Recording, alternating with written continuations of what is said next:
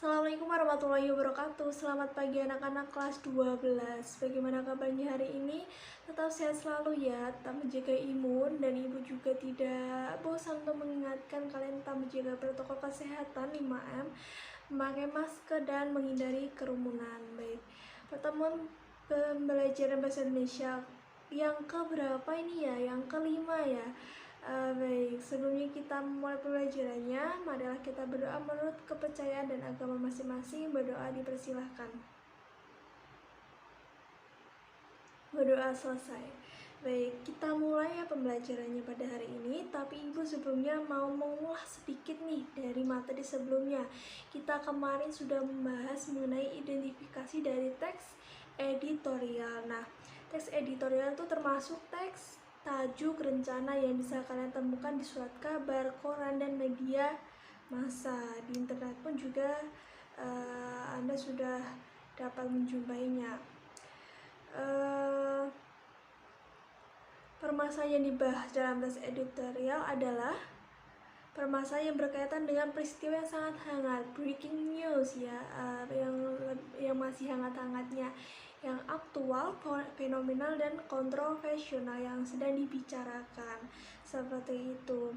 Dan kemarin kita juga mempunyai dapat membedakan mengenai fakta dan opini. Fakta itu seperti apa dan opini itu seperti apa. Fakta itu adalah keadaan yang nyata, yang tidak dibuat-buat, real ya, laporan yang benar-benar nyata, disajikan berupa peristiwa dan data-data yang terkait dalam peristiwa yang dibahas, dan kalimatnya dalam bentuk fakta. Sedangkan opini itu adalah tanggapan redaksi yang mendukung pandangan, seperti ya gagasan lah dari pendapat masing-masing redaksi.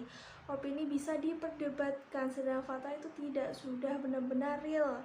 Opini dalam teks editorial berupa penilaian, harapan, kritik, prediksi, dan saran. Begitu. Kita di sini pertemuan yang kelima ini masih tentang teks editorial. Mohon maaf sebentar.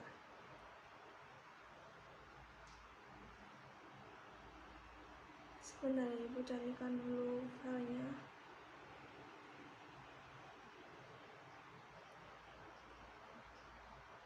Nah, kita masih mengotak-ngatik teks editorial, dan kita di sini akan membahas mengenai menganalisis struktur dan kebahasaan teks editorial. Nah, kita akan membahas struktur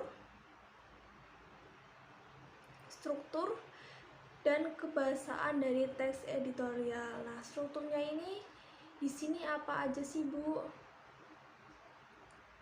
Bisa dibuka ya. Oke, untuk strukturnya, yang pertama adalah pengenalan isu atau disebut juga dengan tesis. Nah, pengenalan isu itu apa sih, Bu? Pengenalan isu merupakan bagian pendahuluan teks editorial. Tujuannya adalah mengenalkan isu atau permasalahan.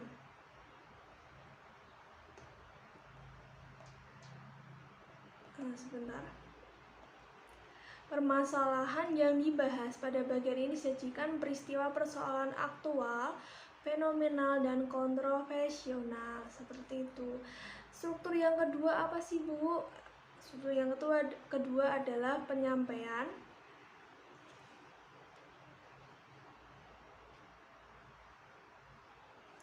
Oke, tadi yang kedua ya, untuk struktur teks editor yang kedua adalah penyampaian pendapat atau argumentasi. Nah, ini dari inti teks editorial itu berupa argumentasi atau pendapat yang disampaikan oleh redaksi. Nah, bagian ini merupakan bagian pembahasan yang berisi tanggapan redaksi ya. Ibu tadi sudah menyinggung terhadap isu yang sudah diperkenalkan sebelumnya. Sebelumnya itu tadi adalah pengenalan isu atau tesis. Jadi penyampaian pendapat ini ada di bagian yang kedua, yaitu pembahasan yang berisi tanggapan redaksi. Lalu struktur yang ketiga adalah penegasan.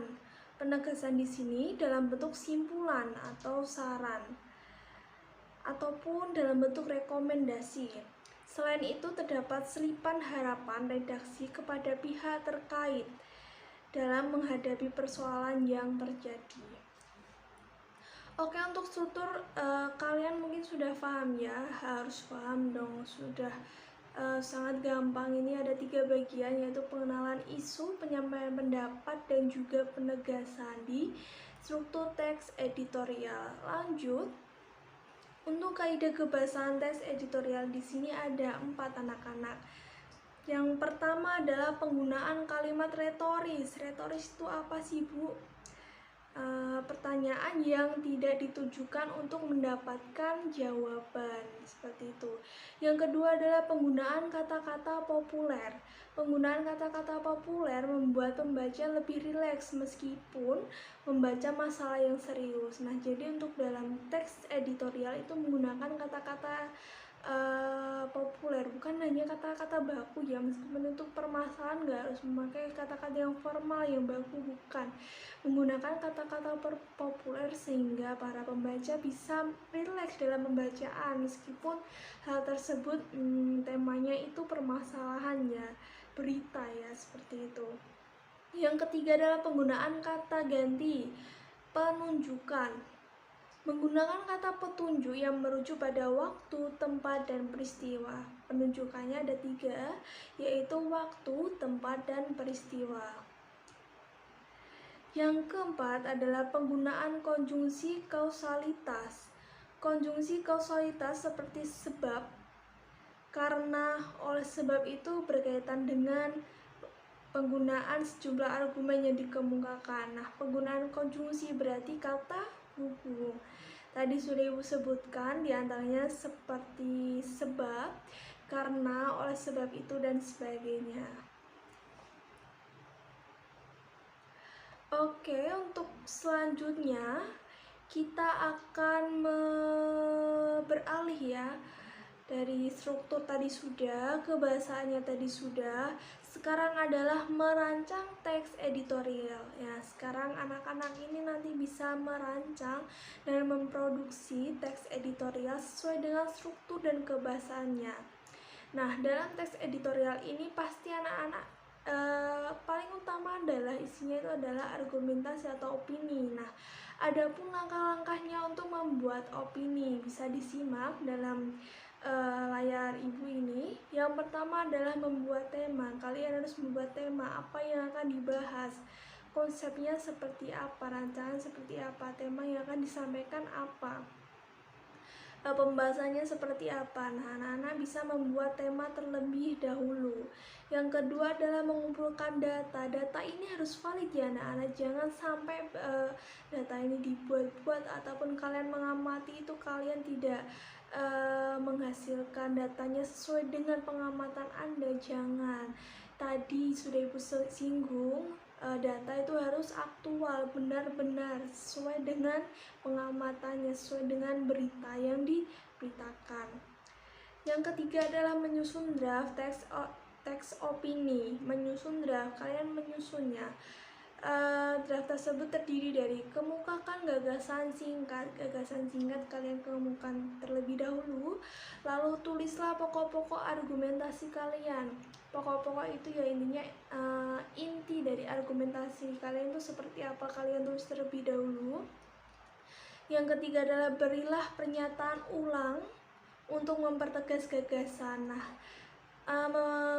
kalian sudah memberikan pendapat nih, nah kalian nanti bisa memberikan pernyataan ulang sebagai penegas dari argumentasi atau pendapat kalian. Yang keempat adalah menulis teks opini secara utuh. Nah, kalian tadi sudah menentukan tema, mengumpulkan data yang benar-benar valid, benar-benar aktual. Terus kalian sudah menyusun draft teks opini yang terdiri dari gagasan singkat, pokok-pokok argumentasi, dan pernyataan ulang sebagai penegas argumentasi kalian. Yang selanjutnya adalah menulis teks opini secara utuh. Kalian sudah mempunyai bekal dan kalian kembangkan menjadi teks opini secara utuh, seperti itu. Nah, selanjutnya kalian sudah mempunyai sebuah teks ya, teks yang dalam bentuk paragraf, bukan hanya kalimat ya, berarti dalam bentuk paragraf. Lalu kalian memberikan judul yang menarik.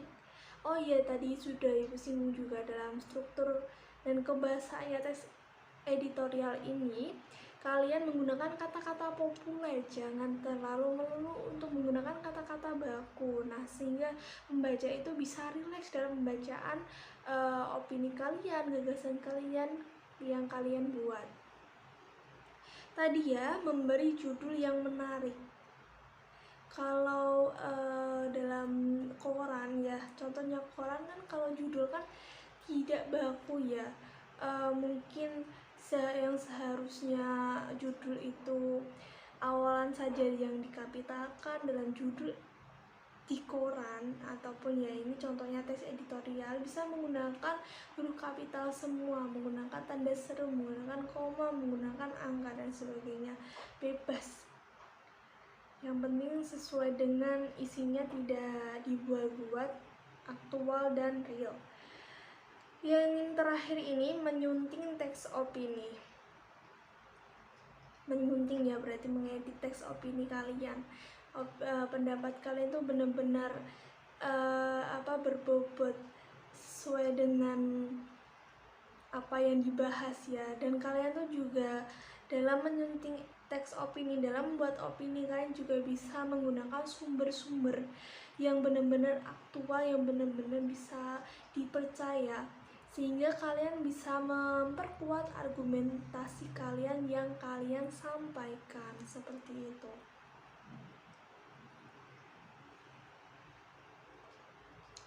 Oke, untuk pembelajaran pada hari ini Ibu cukupkan dalam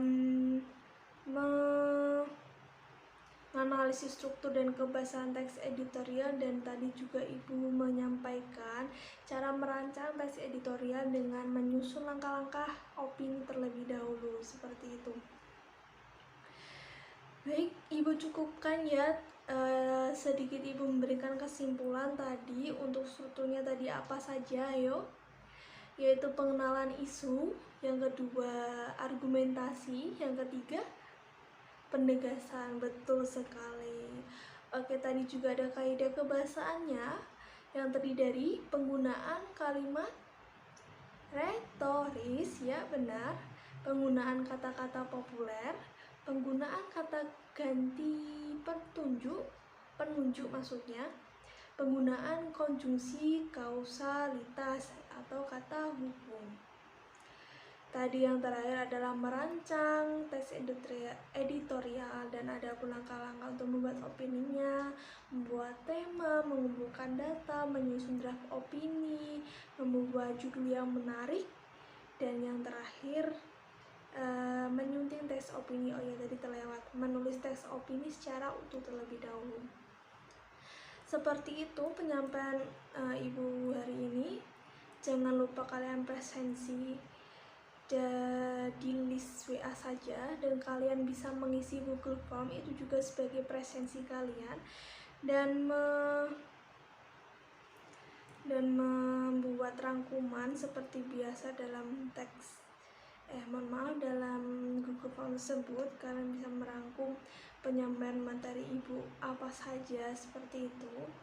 Dan nanti kalian akan Ibu berikan tugas akhir mengenai tes editorial ini ya. Ibu akan nanti sampaikan dalam bentuk file Word, bisa Ibu sampaikan di WhatsApp grup aja. Terima kasih, Ibu cukupkan. Wassalamualaikum warahmatullahi wabarakatuh.